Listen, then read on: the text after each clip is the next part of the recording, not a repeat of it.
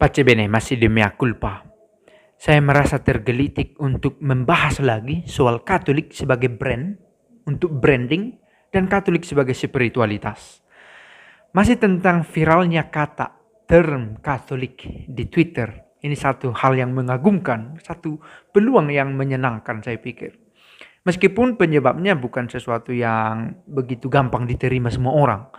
Ada satu akun memakai kata Katolik sebagai nama akun ini dan berbicara tentang topik menyangkut kepemerintahan, menyangkut ada muatan politisnya. Dan memang menyangkut keadilan dan kepentingan orang banyak, secara khusus orang lokal. Nah, mengapa menjadi menarik? Ini menandakan kita masuk ke era baru di tempat kita. Sekali lagi saya tekankan era baru di tempat kita. Ketika gereja berbicara tentang politik dan kepentingan rakyat, kalau kita berbicara tentang ini secara global, kita bisa melihat peristiwa di dunia lain, di bagian lain dari dunia ini. Maksud saya, di Amerika Latin, dengan teologi pembebasannya, ada Leonardo Boff, ada juga yang Gutierrez yang terkenal dari sana, ada juga yang terkenal Uskup Jose Maria Escriva. Mereka Katolik, mereka memiliki spiritualitas option for the poor, memilih kepada orang miskin, dan melakukan keputusan-keputusan yang pro rakyat. Dan mereka Katolik tidak menyembunyikan itu. Jose Maria Escriva adalah seorang uskup, Leonardo Boff seorang teolog yang mendalami iman kekatolikan, malah basicnya bukan politik, tetapi berbicara banyak tentang itu, tentang teologi pembebasan. Nah, untuk kita ini baru, dan ada transisi. Dan kita masih gamang untuk membedakan Katolik sebagai brand dan Katolik sebagai spiritualitas. Sekali lagi kata Katolik, term Katolik itu berasal dari Yunani, artinya umum. Ketika saya katakan gereja Katolik, ada dua rujukannya. Pertama, gereja Katolik sebagai satu institusi, sebagai nama, sebagai identitas yang melembaga. Dan yang kedua, gereja Katolik sebagai karakter universal, umum. Nah, yang mana yang mau kita pilih? Kita bukan pada pilihan branding itu melulu buruk dan spiritualitas adalah pure tentang spiritual. Saya pikir tidak dengan sendirinya demikian. Ada branding yang memang diperlukan sejauh itu untuk kebaikan, cita-cita gereja. Ketika misalnya saya memakai alba ini, pakaian ini, kebetulan baru selesai misa pembukaan bulan Maria. Salam kita sampai di bulan Maria, bulan Mei. Ini menjadi brand. Oh, ini kenapa dia pakai itu? Oh, ini pakaiannya seorang berkecimpung di dunia agama.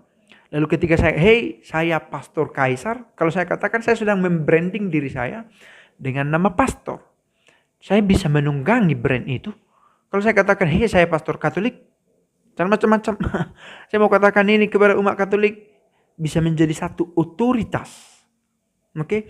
Lalu saya juga katakan kalau misal channel ini saya pakai nama channel pastor Katolik, barangkali daya pikatnya lebih tinggi terlepas apakah saya punya spiritualitas imamat. Oke, ini soal branding yang pure branding. Apakah memang saya punya spiritualitas yang kristologis, begitulah ya, imamat saya apakah selaras dengan imamat Kristus, apakah saya punya spiritualitas yang cukup untuk memakai pakaian ini. Nah, ini menyangkut nilai intrinsik dari katolisitas itu, bukan hanya brand. Nah, apa yang terjadi para sahabat? Ada pencampuran ketika semangat kekatolikan yang mau kita suarakan tidak dengan sendirinya menjadi suara formal dari institusi Katolik sendiri. Memang saya sangat bersyukur gereja Katolik mendalami teologinya, mendalami ajaran imannya, tidak terikat melulu hanya berbicara tentang Tritunggal, berbicara tentang Maria, berbicara tentang teologi-teologi lain. Tetapi memang merakyat, berusaha berlumpur di tengah masyarakat dengan ajaran-ajaran sosial gerejanya, dengan dokumen-dokumen kepausannya. Misal terkait dengan Labor Day hari ini, gereja membuat semangatnya dengan memperingati secara fakultatif sekarang Santo Yosef Pekerja. Gereja tidak tinggal diam untuk urusan-urusan keadilan sosial. Namun, gereja belajar dari sejarah untuk membuat satu perpaduan yang aman, nyaman, tetapi tetap terlibat antara branding dengan spiritualizing. Kalau kita pakai merohi, menganimasi, semangat justice, peace, and integrity of creation, GPIC, dengan aroma kekatolikan. Saya harap tidak menjadi melebar ide yang mau saya tawarkan sebenarnya. Kalau mau benar ingin membawa kekatolikan, pertama-tama spiritualitasnya. Saya pikir begitu. Kemudian brandnya akan muncul dengan sendirinya. Oh, inilah Katolik. Orang sendiri akan membuat akan recognize, menyadari, mengakui itu. Benar. Orang Katolik memang begitu. Bukan pertama berangkat, "Hei, saya Katolik." Karena itu bisa menjadi satu ikatan. Tiba-tiba nanti saya ikatan yang menguntungkan sebenarnya. Ketika tindakanku keliru, cara bertutur atau apa, bagaimana Katolik seperti itu? Akhirnya menjadi judging, satu penghakiman.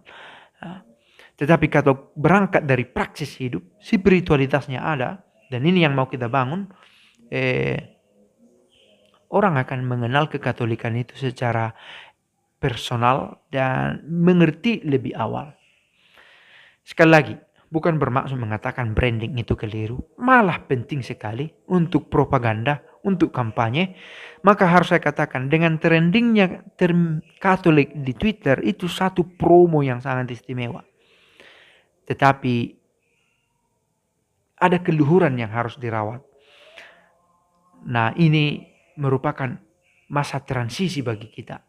Saya punya keyakinan, sebagaimana dalam video lain pernah saya katakan, kita masuk di era di mana umat, imam, semuanya bersuara tentang iman kekatolikan secara publik.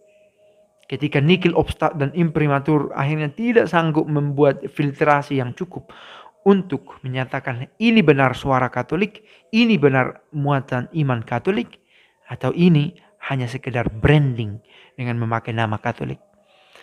Maka berdoalah kita supaya kita diberikan kecerahan, pertama, untuk menyuarakan iman kekatolikan kita. Yang kedua, untuk semakin mematangkan dan mendewasakan iman kekatolikan kita. Yang kemudian untuk kita bagikan, kita tunjukkan bahwa memang ketika berbicara tentang Kristus, kita tidak bisa terlepas dari gereja. Dan gereja yang berusaha merawat itu adalah gereja Katolik. Apakah gereja lain merawat pengenalan akan Kristus ini? Kita harap demikian. Sehingga term gereja sendiri bukan hanya sekedar branding. Oh, gereja, kalau begitu Kristen. Belum tentu. Karena gereja itu memiliki spiritualitas gerejanya. Kalau orang-orang di dalamnya seperti jemaat perdana menjual miliknya menjadi milik bersama, memberi apa yang dia miliki untuk menjadi bagian dari kebersamaan. Itulah gereja. Bukan hanya branding gereja. Oh, ini gereja benarkah ini gereja Kristen? Apakah ini merepresentasikan karya Kristus di dunia? Nah, pertama-tama spiritualitasnya.